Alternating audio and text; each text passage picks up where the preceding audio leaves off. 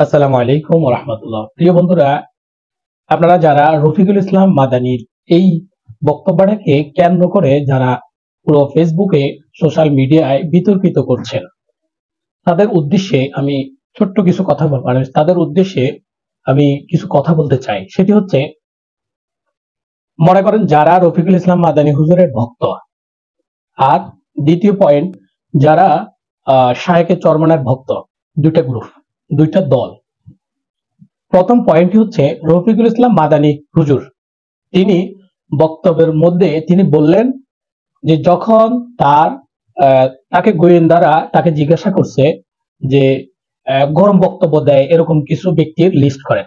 ভালো কথা, তিনি লিস্ট করলেন, তার মধ্যে শায়েখে চরমনায় মুফতি ফয়জুল করিম হুজুরের নামটাও আছে।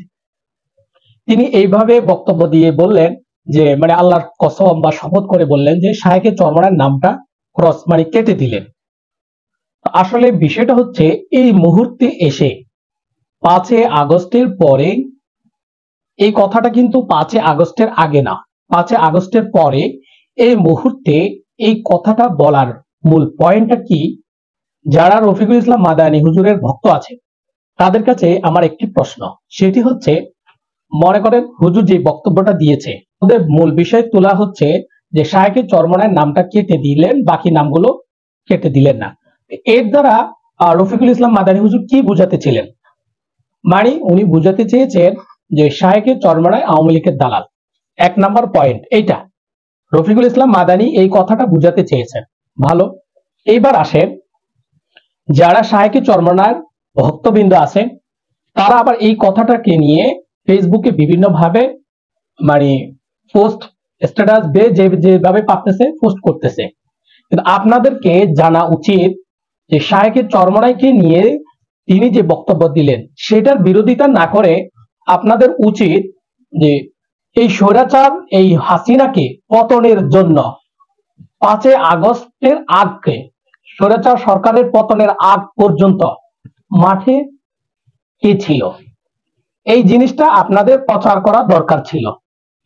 রফিকুল ইসলাম মাদানি কি বললেন শায়েখে চরমনাইকে নিয়ে সেটা পরে, ওনার বক্তব্যটাকে আমরা ফেসবুকে ভাইরাল না করে আমাদের উচিত ছিল, যারা শায়েখে চরমনার ভক্ত তাদের উচিত ছিল যে 5 আগস্ট স্বৈরাচারী সরকারকে পতনের প্রথম কারফিউ কে ভাঙছে সেটা আপনাদেরকে উপস্থাপন করা দরকার ছিল। সেটা আপনাদেরকে জাতির সামনে তুলে ধরা দরকার ছিল যে এই সরকার, স্বৈরাচার সরকারের রফিকুল ইসলাম মাদানির বক্তব্য, হুজুরের বক্তব্য ছিল মানে বুঝাতে চেয়েছেন শায়েখে চরমনায় আওয়ামী লীগের দালাল। আপনাদের উচিত ছিল সেই দালাল, যাকে তিনি দালাল বুঝাতে চেয়েছেন, সেই দালালই কিন্তু স্বৈরাচার সরকারকে পতনের জন্য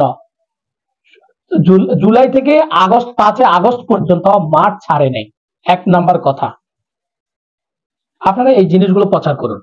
রফিকুল ইসলাম মাদানি গুনবী অমুক তমুক কে কি বললো সেটা দেখা সময় নেই, সুযোগ নেই।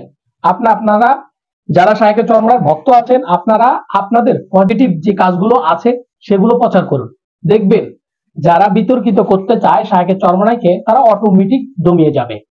তাই আপনারা এই ধরনের বক্তব্যকে কেন্দ্র করে সোশ্যাল মিডিয়ায় পড়ে না থেকে 5 আগস্ট কার অবদানে এই স্বৈরাচার সরকারের পতন হয়েছে, ছাত্রদের সাথে 5 আগস্ট কারফিউ, অর্থাৎ যে কারফিউ দিয়েছিল সরকার, সেই কারফিউ সর্বপ্রথম ভাঙ্গার অধিনায়ক ছাত্রদের সাথে জাতীয় নেতা হিসাবে আমরা শায়েখে চরমনাইকে দেখেছি। আলহামদুলিল্লাহ, আপনারা এই বিষয়গুলো প্রচার করুন।